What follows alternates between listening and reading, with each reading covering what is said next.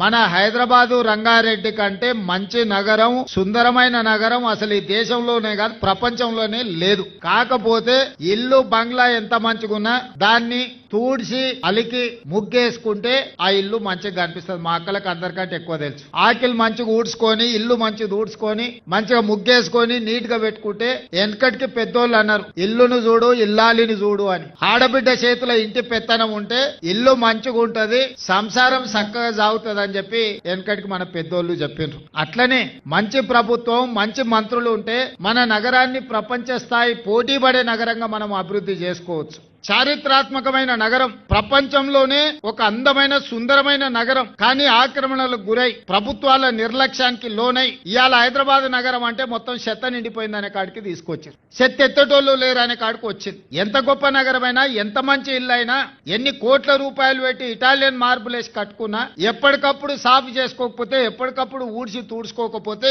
ఏదైనా మట్టి కొట్టుకొని పోతుంది. ఆ తర్వాత కొంతకాలం అయిపోయినాక చూడబుద్ధి కాకుండా అవుతుంది.